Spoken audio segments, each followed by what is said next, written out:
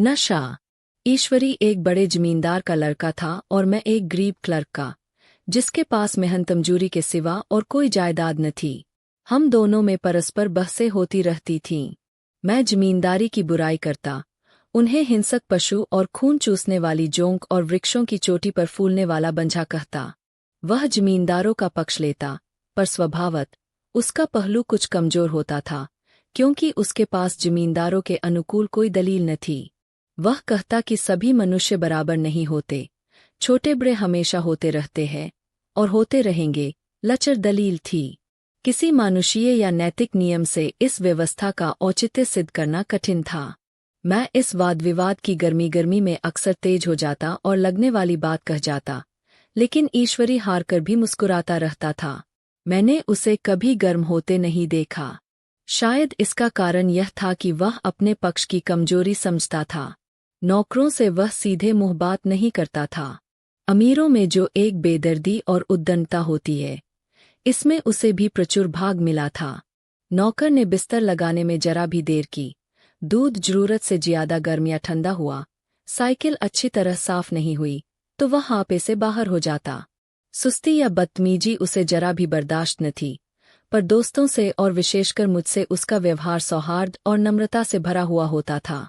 शायद उसकी जगह में होता तो मुझमें भी वही कठोरताएं पैदा हो जाती जो उसमें थीं, क्योंकि मेरा लोक प्रेम सिद्धांतों पर नहीं, निजी दशाओं पर टिका हुआ था। लेकिन वह मेरी जगह होकर भी शायद अमीर ही रहता, क्योंकि वह प्रकृति से ही विलासी और ऐश्वर्य प्रिय था। अब की दशहरे की छुट्टियों में मैंने निश्चय किया कि घर न जाऊंगा। मेरे पास किराए के लिए रुपए न थे और न घरवालों को तकलीफ देना चाहता था। मैं जानता हूँ, वे मुझे जो कुछ देते हैं वह उनकी हैसियत से बहुत ज्यादा है। उसके साथ ही परीक्षा का ख्याल था। अभी बहुत कुछ पढ़ना है। बोर्डिंग हाउस में भूत की तरह अकेले पड़े रहने को भी जीना चाहता था। इसलिए जब ईश्वरी ने मुझे अपने घर का नेवता दिया, तो मैं बिना आग्रह के राजी हो गया। ईश्वरी के साथ परीक्षा की तैयारी खूब हो जाएगी। वह अमीर होकर भी मेहनती और झीन है। उसने इसके साथ ही कहा, लेकिन भाई, एक बात का ख्याल रखना, वहां अगर जमींदारों की निंदा की तो मामला बिगड़ जाएगा और मेरे घरवालों को बुरा लगेगा। वह लोग तो असामियों पर इसी दावे से शासन करते हैं कि ईश्वर ने असामियों को उनकी सेवा के लिए ही पैदा किया है। असामी भी यही समझता है। अगर उसे सुझा दिया जाए कि जमींदार और असामी में कोई मौलिक भेद नहीं है, तो जमींदारी का कहीं पता न लगे। मैंने कहा, तो क्या तुम समझते हो कि मैं वहां जाकर कुछ और हो जाऊंगा? हाँ, मैं तो यही समझता हूँ। तुम गलत समझते हो। ईश्वरी ने इसका कोई जवाब न दिया। कदाचित उसने इस मामले को मेरे विवेक पर छोड़ दिया, और बहुत अच्छा किया। अगर वह अपनी बात पर अड़ता तो मैं भी जिद पकड़ लेता। सेकेंड क्लास तो क्या, मैंने कभी इंटर क्लास में भी सफर न किया था। अब की सेकेंड क्लास में सफर का सौभाग्य प्राप्त हुआ। गाड़ी तो 9 बजे रात को आती थी, पर यात्रा के हर्ष में हम शाम को स्टेशन जा पहुँचे। कुछ देर इधर-उधर सैर करने के बाद रिफ्रेशमेंट रूम में जाकर हम लोगों ने भोजन किया। मेरी वेशभूषा और रंग से पारखी खानसामों को यह पहचानने में देर न लगी कि मालिक कौन है और पिछलगू कौन, लेकिन न जाने क्यों मुझे उनकी गुस्ताखी बुरी लग रही थी। पैसे ईश्वरी की जेब से गए। शायद मेरे पिता को जो वेतन मिलता है, उससे ज्यादा इन खानसामों को इनाम इकराम में मिल जाता हो। एक अठन्नी तो चलते समय ईश्वरी ही ने दी। फिर भी मैं उन सबों से उसी तत्परता और विनय की अपेक्षा करता था जिससे वे ईश्वरी की सेवा कर रहे थे। ईश्वरी के हुक्म पर सबके सब दौड़ते हैं, लेकिन मैं कोई चीज मांगता हूँ तो उतना उत्साह नहीं दिखाते। मुझे भोजन में कुछ स्वाद न मिला। यह भेद मेरे ध्यान को संपूर्ण रूप से अपनी ओर खींचे हुए था। गाड़ी आई, हम दोनों सवार हुए। खानसामों ने ईश्वरी को सलाम किया, मेरी ओर देखा भी नहीं।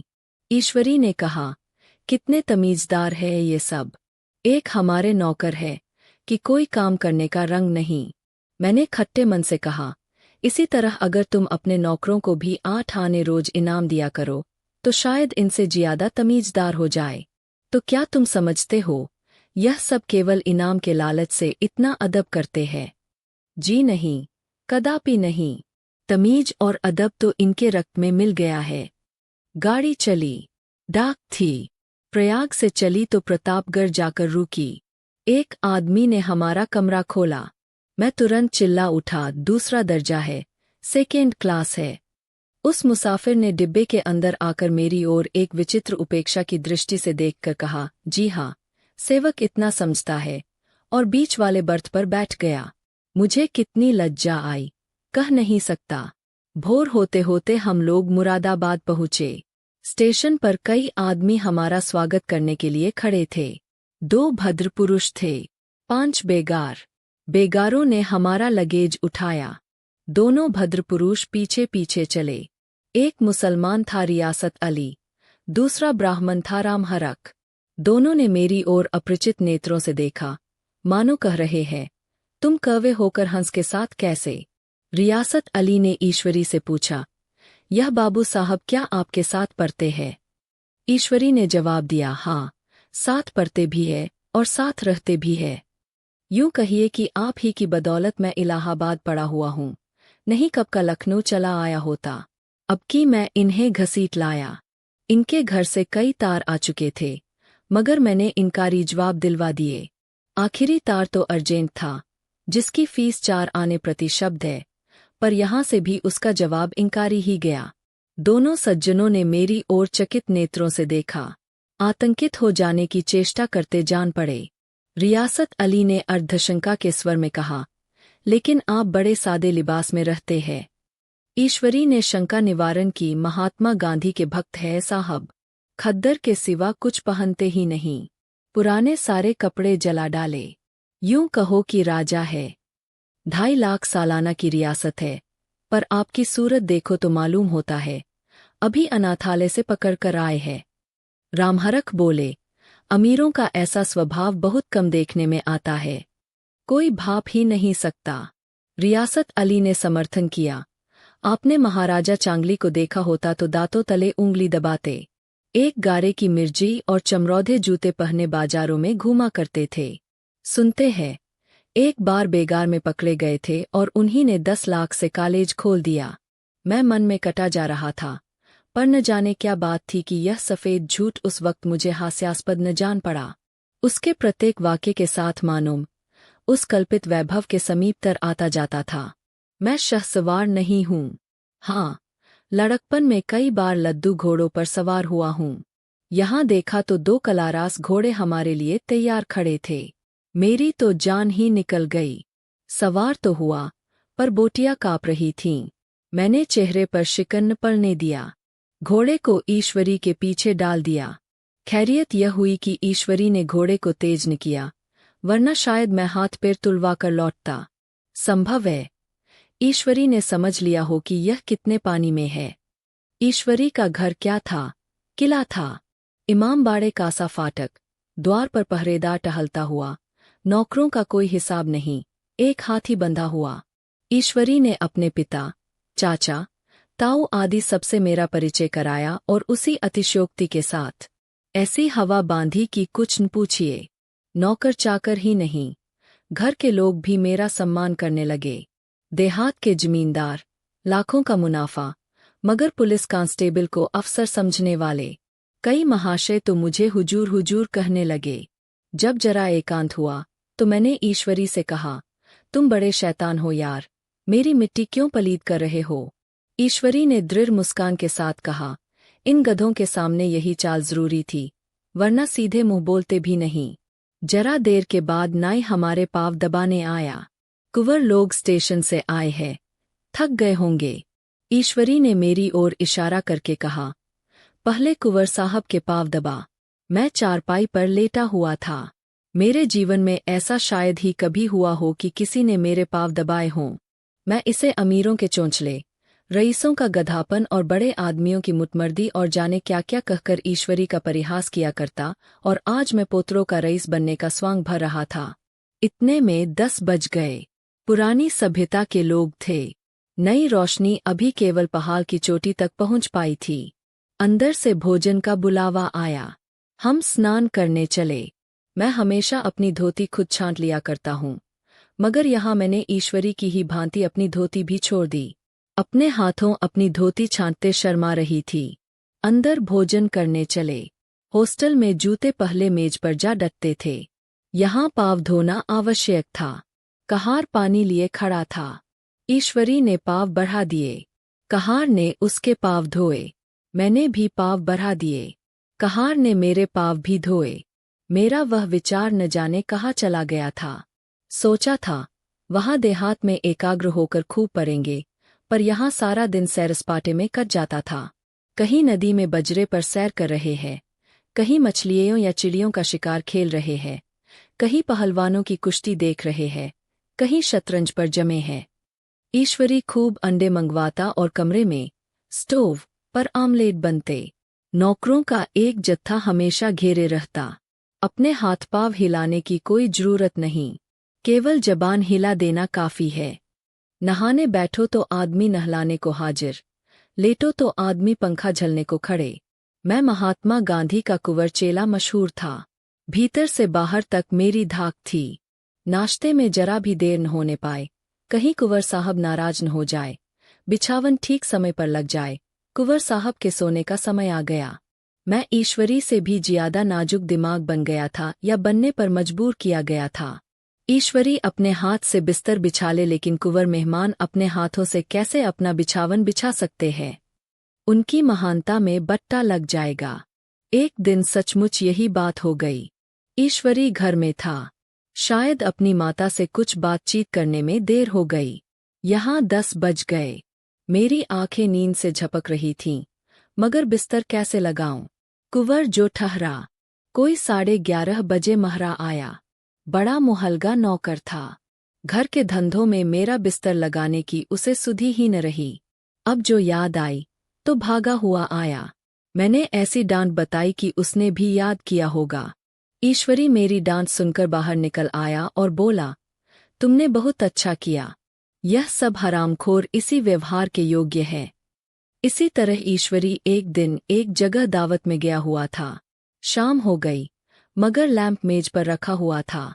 दियासलाई भी थी, लेकिन ईश्वरी खुद कभी लैंप नहीं जलाता था। फिर कुंवर साहब कैसे जलाए? मैं झुंझला रहा था। समाचार पत्र आया रखा हुआ था। जी उधर लगा हुआ था, पर लैंप नदारद। दैवयोग से उसी वक्त मुंशी रियासत अली आ निकले। मैं उन्हीं पर उबल पड़ा। ऐसी फटकार बताई कि बेचारा उल्लू हो गया। तुम लोगों को इतनी फिक्र भी नहीं कि लैंप तो जलवा दो। मालूम नहीं ऐसे कामचोर आदमियों का यहाँ कैसे गुजर होता है। मेरे यहाँ घंटे भर निर्वाह न हो। रियासत अली ने कांपते हुए हाथों से लैंप जला दिया। वहाँ एक ठाकुर अक्सर आया करता था। कुछ मंचला आदमी था, महात्मा गांधी का परम भक्त। मुझे महात्मा जी का चेला समझकर मेरा बड़ा लिहाज करता था, पर मुझसे कुछ पूछते संकोच करता था। एक दिन मुझे अकेला देखकर आया और हाथ बांधकर बोला, सरकार तो गांधी बाबा के चेले हैं न। लोग कहते हैं कि यहाँ स्वराज्य हो जाएगा तो जमींदार न रहेंगे। मैंने शान जमाई, जमींदारों के रहने की जरूरत ही क्या? यह लोग गरीबों का खून चूसने के सिवा और क्या करते हैं? ठाकुर ने फिर पूछा, तो क्यों सरकार, सब जमींदारों की जमीन छीन ली जाएगी? मैंने कहा, बहुत से लोग तो खुशी से दे देंगे। जो लोग खुशी से न देंगे उनकी जमीन छीनी ही पड़ेगी। हम लोग तो तैयार बैठे हुए हैं। ज्यों ही स्वराज्य हुआ अपने इलाके असामियों के नाम हिब्बा कर देंगे। मैं कुर्सी पर पाँव लटकाए बैठा था। ठाकुर मेरे पाँव दबाने लगा। फिर बोला, आजकल जमींदार लोग बड़ा जुल्म करते हैं सरकार। हमें भी हुजूर अपने इलाके में थोड़ी सी जमीन दे दें तो चलकर वहीं आपकी सेवा में रहें। मैंने कहा, अभी तो मेरा कोई इख्तियार नहीं है भाई, लेकिन जो ही इख्तियार मिला सबसे पहले तुम्हें बुलाऊंगा। तुम्हें मोटर ड्राइवरी सिखाकर अपना ड्राइवर बना लूंगा। सुना, उस दिन ठाकुर ने खूब भंग पी और अपनी स्त्री को खूब पीटा और गांव के महाजन से लड़ने पर तैयार हो गया। छुट्टी इस तरह तमाम हुई और हम फिर प्रयाग चले। गांव के बहुत से लोग हम लोगों को पहुंचाने आए। ठाकुर तो हमारे साथ स्टेशन तक आया। मैंने भी अपना पार्ट खूब सफाई से खेला और अपनी कुबेरोचित विनय और देवत्व की मुहर हरेक हृदय पर लगा दी। जी तो चाहता था हरेक नौकर को अच्छा इनाम दूं, लेकिन वह सामर्थ्य कहाँ थी। वापसी टिकट था ही, केवल गाड़ी में बैठना था, पर गाड़ी आई तो ठसाठस भरी हुई। दुर्गा पूजा की छुट्टियां भोगकर सभी लोग लौट रहे थे। सेकेंड क्लास में तिल रखने की जगह नहीं। इंटर क्लास की हालत उससे भी बदतर। यह आखिरी गाड़ी थी। किसी तरह रुक न सकते थे। बड़ी मुश्किल से तीसरे दर्जे में जगह मिली। हमारे ऐश्वर्य ने वहां अपना रंग जमा लिया, मगर मुझे उसमें बैठना बुरा लग रहा था। आए थे आराम से लेटे लेटे, जा रहे थे सिकुड़े हुए। पहलू बदलने की भी जगह न थी। कई आदमी पढ़े लिखे भी थे। वे आपस में अंग्रेजी राज्य की तारीफ करते जा रहे थे। एक महाशय बोले, ऐसा न्याय तो किसी राज्य में नहीं देखा। छोटे बड़े सब बराबर। राजा भी किसी पर अन्याय करे तो अदालत उसकी गर्दन दबा देती है। दूसरे सज्जन ने समर्थन किया, अरे साहब, आप खुद बादशाह पर दावा कर सकते हैं। अदालत में बादशाह पर डिग्री हो जाती है। एक आदमी, जिसकी पीठ पर बड़ा गट्ठर बंधा था, कलकत्ते जा रहा था। कहीं गठरी रखने की जगह न मिलती थी। पीठ पर बांधे हुए था।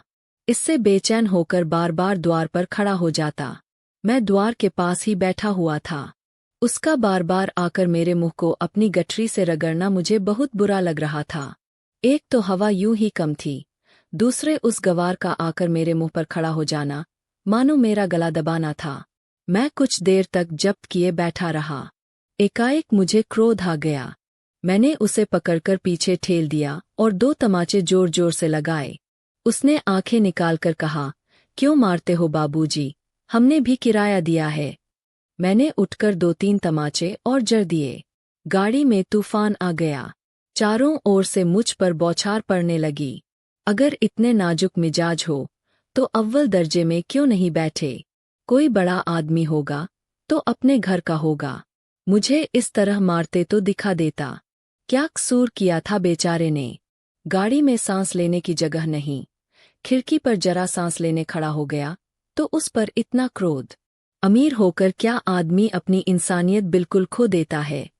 यह भी अंग्रेजी राज है जिसका आप बखान कर रहे थे। एक ग्रामीण बोला, दफ्तरन मां घुसन तो पावत नहीं, उस पर इतना मिजाज। ईश्वरी ने अंग्रेजी में कहा, what an idiot you are, Bir. Bir, तुम कितने मूर्ख हो। और मेरा नशा अब कुछ कुछ उतरता हुआ मालूम होता था।